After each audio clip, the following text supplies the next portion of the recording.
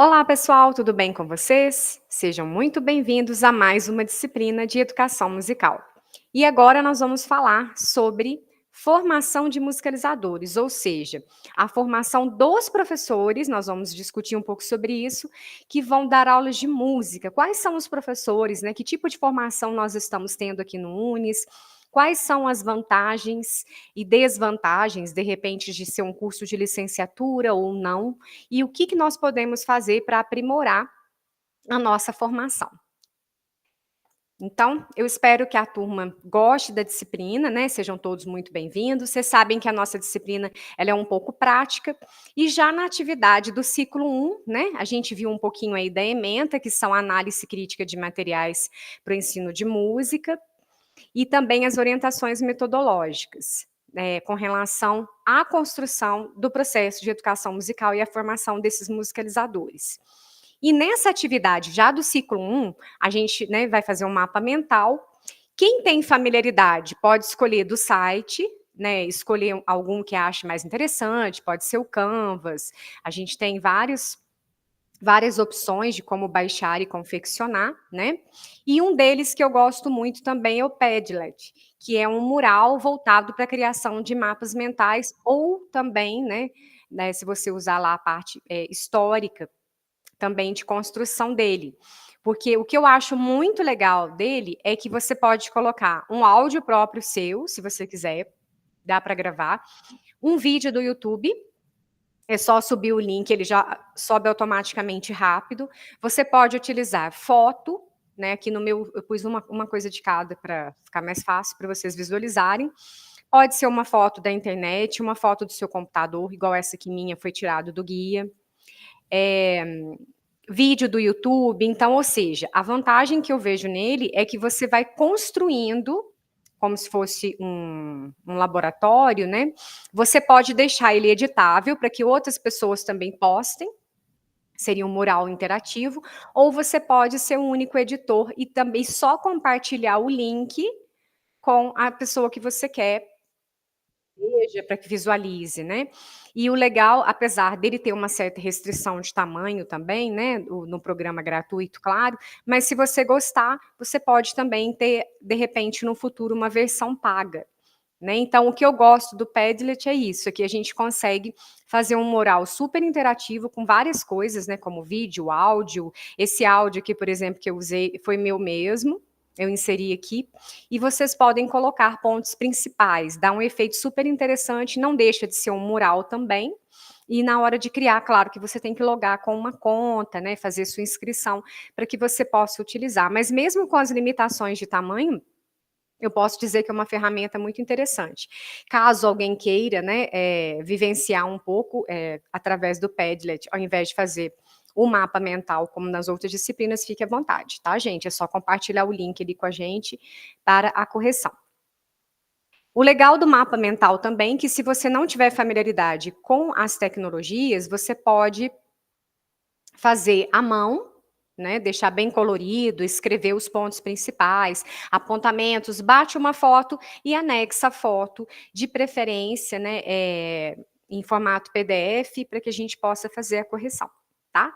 E mais legal que isso, né, no caso do mapa mental, o objetivo do ciclo 1 é a gente colocar alguns pontos sobre a nossa opinião sobre aquele determinado assunto, sobre a nossa pesquisa, aquilo que eu achei mais interessante, aquilo que eu gosto de mencionar, né, com uma certa ênfase, tudo isso pode ser construído de formas bem diferenciadas. Espero que vocês gostem, tá?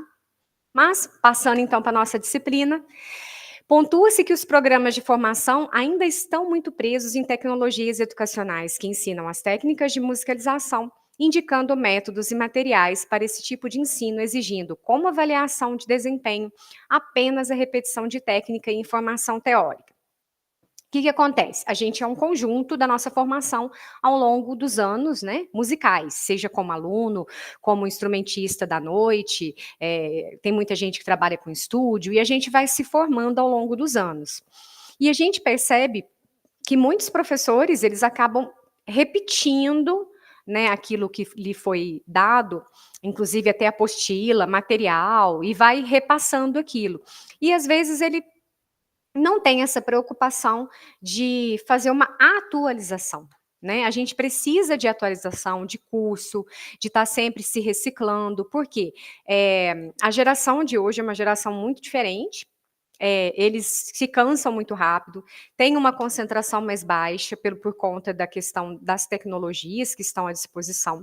Eles pesquisam tudo que a gente fala, tem coisa que eles sabem mais que a gente por conta da internet, então, ou seja, a gente tem que estar em constante reciclagem para que a gente consiga acompanhar e consiga, mesmo sendo música, sendo uma atividade cultural, uma linha didática, a forma de condução de ensino dela não pode ser uma forma engessada, porque senão, com certeza, vai haver desmotivação por parte, principalmente de crianças e adolescentes. O conhecimento pedagógico musical, ele está presente em diferentes espaços, né, mas só o profissional habilitado e bem preparado pode desenvolver um trabalho de qualidade suficiente para que o sujeito do processo consiga atribuir significado ao universo musical.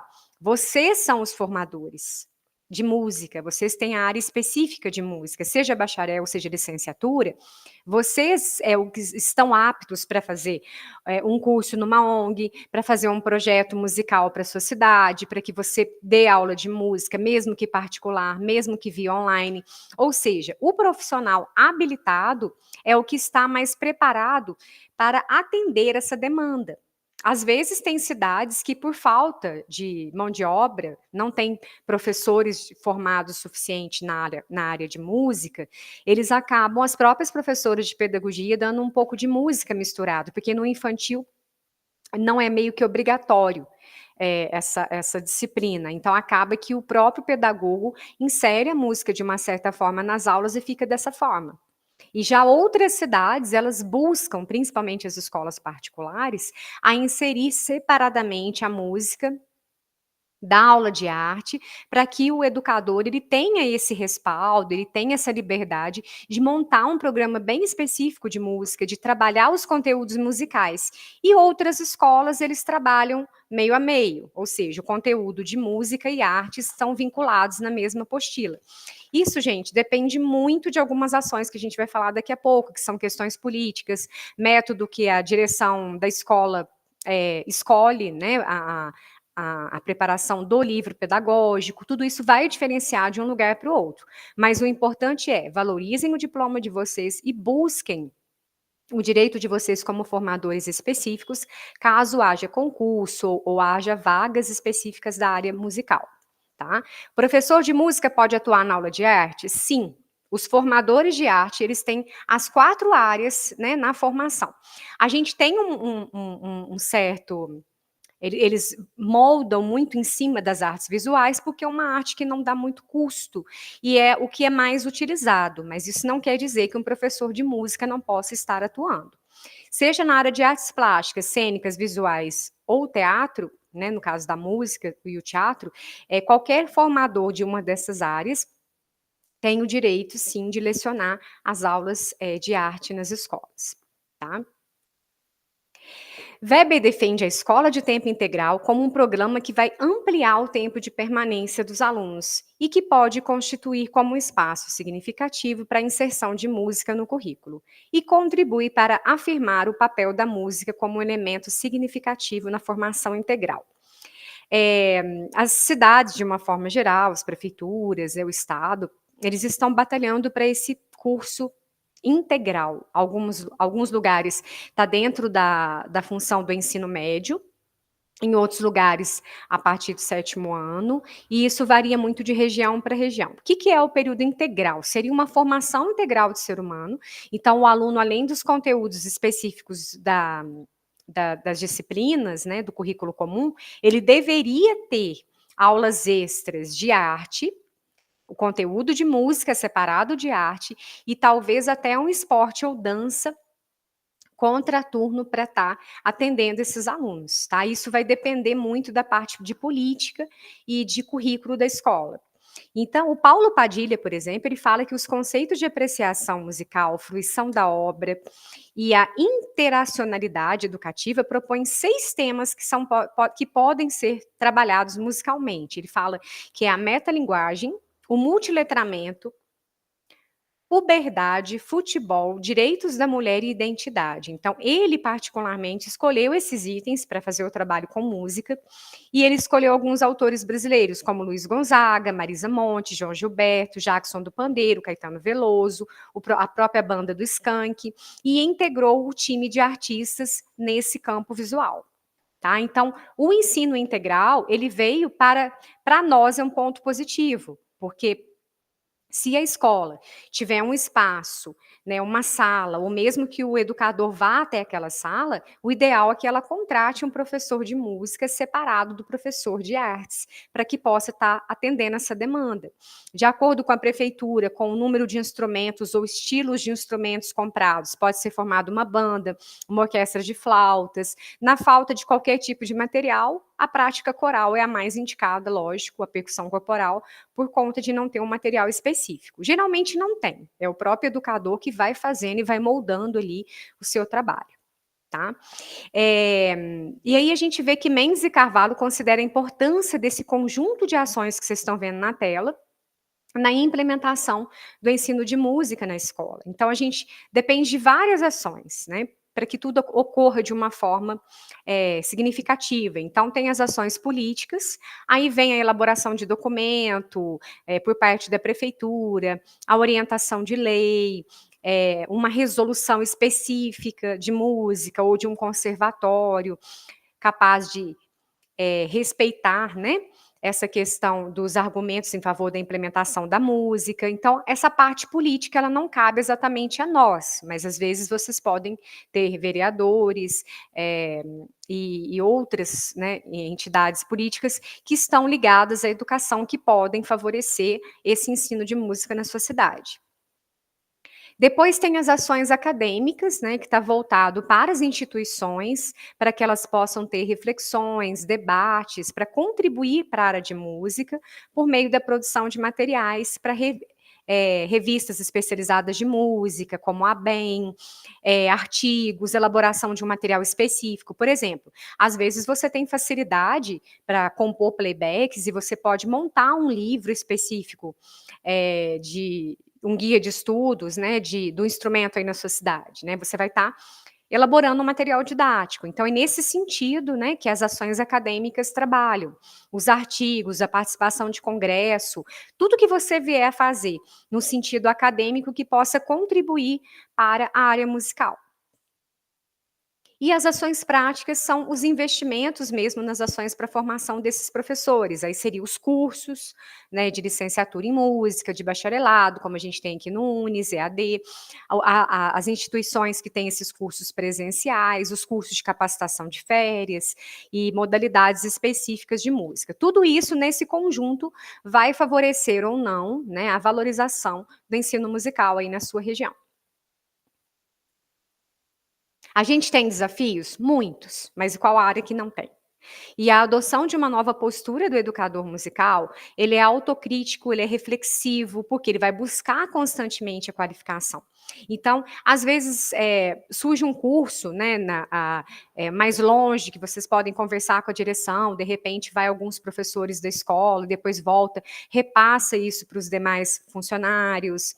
Então, a gente tem uma gama de possibilidades nas próprias reuniões pedagógicas, ter essa troca reflexiva, essa conversa. Às vezes, tem um colega novo que está começando, ele fala assim, nossa, eu vi seus alunos tocando, que legal esse trabalho que você fez aqui com o violão. Como que eles conseguiram tocar tão rápido a cifra? Que material que você usa? Você usa Cristina Tourinho?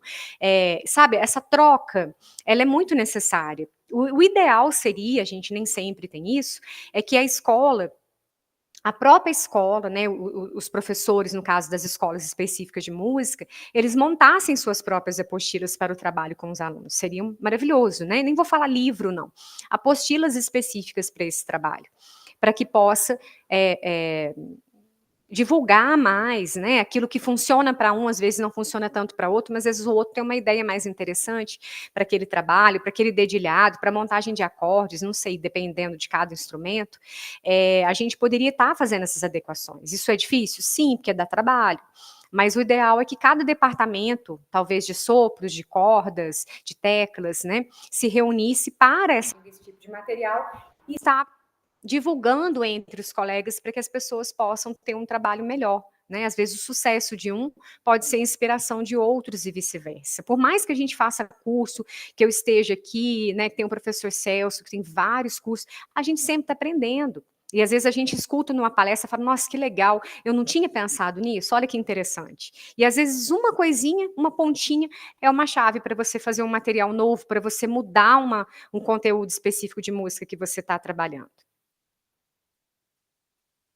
As perspectivas são as ações em rede para a implementação da música e as ações políticas, acadêmicas e práticas. Então, o estágio supervisionado, que vocês têm aqui, inclusive, ele é uma ferramenta na formação inicial, a ampliação e o fortalecimento de políticas de valorização do professor, a postura dinâmica, a abertura à diversidade por parte do educador e a criação de escola de tempo integral, como a gente tem discutido. Cada vez mais as escolas estão pendendo, até as particulares, pelo tempo integral. Os pais hoje, os dois trabalham, às vezes, né, não tem com quem o filho ficar. Então, essa questão do integral, a tendência é crescer cada vez mais no mercado de trabalho.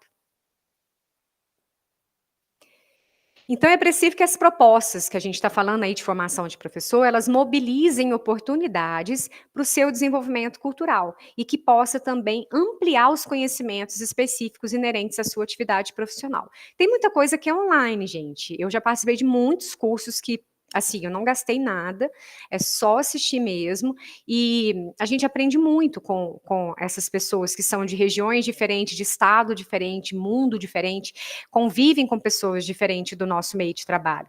E isso só faz a gente crescer, né? Então a gente tem que repertoriar. Seria um termo específico de música, né? Repertoriar os saberes da prática profissional do educador, construindo saberes específicos.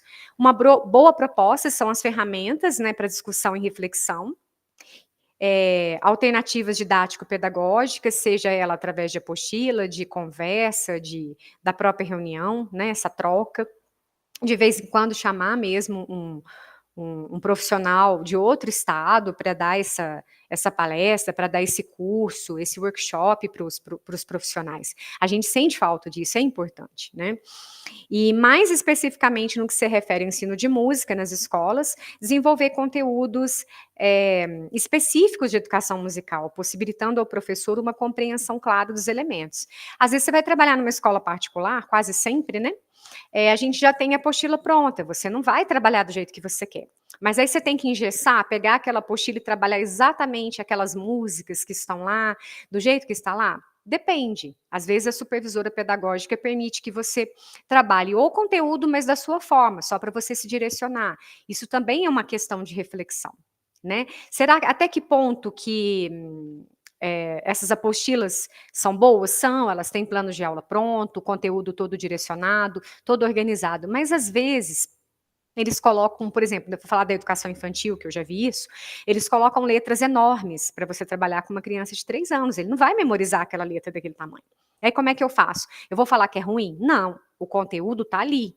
Se é para você trabalhar som grave e agudo, você vai trabalhar da sua forma. Você vai contar uma história, você vai colocar música, você vai fazer alguma coisa que vai trabalhar e direcionar aquele conteúdo. Você não vai fugir do conteúdo, mas isso não quer dizer que precisa ser engessado, tá? Isso é o que a gente vai discutir ao longo das nossas aulas. E os PCNs, eles também sugerem trabalhar com a improvisação, composição, interpretação com instrumentos musicais. Então ele fala de flauta, percussão, a gente fala da percussão por quê? Não porque ela é mais fácil, mas é porque, por serem pequenas as peças, ali um chocalho, um reco-reco, um triângulo menor, você consegue fazer com que vários alunos participem, né? A flauta também, ela é mais leve, cabe na mochila, não ocupa tanto espaço na sala, mas isso depende muito do perfil de cada escola, né? O PCN, ele faz uma sugestão e um direcionamento do que você deve trabalhar e as opções, mas ele não diz que é obrigatório. Então, você pode trabalhar com a prática coral, observar a tessitura, questão de mudança vocal, tomar cuidado com o tom que você escolhe a música, né? Se você está trabalhando com criança, vai escolher um tom que ele não dá conta de cantar? Vai escolher um tom que, de repente, vai sacrificar a afinação?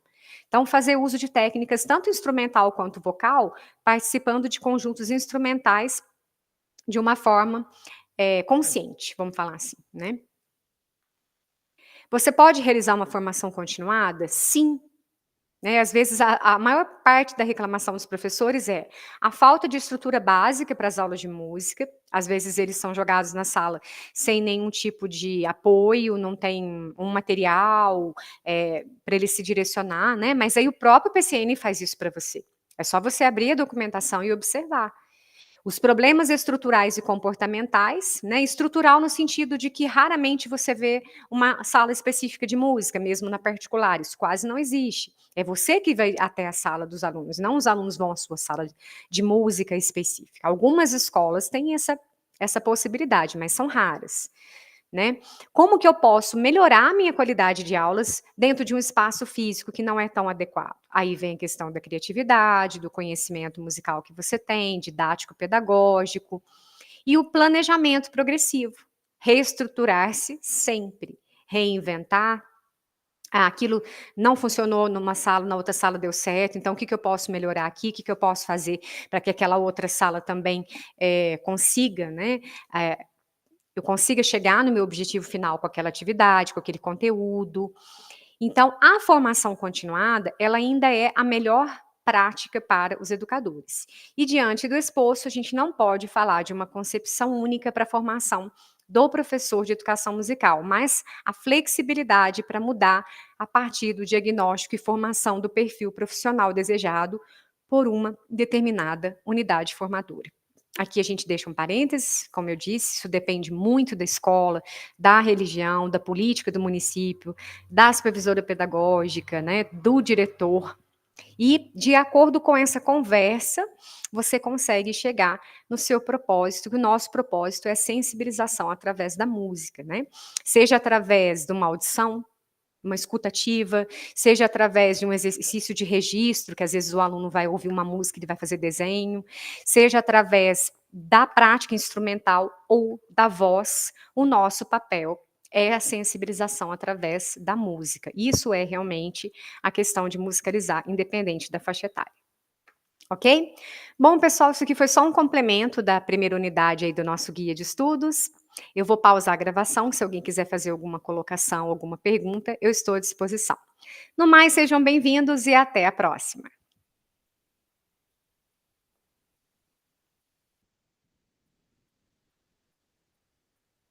Pois não.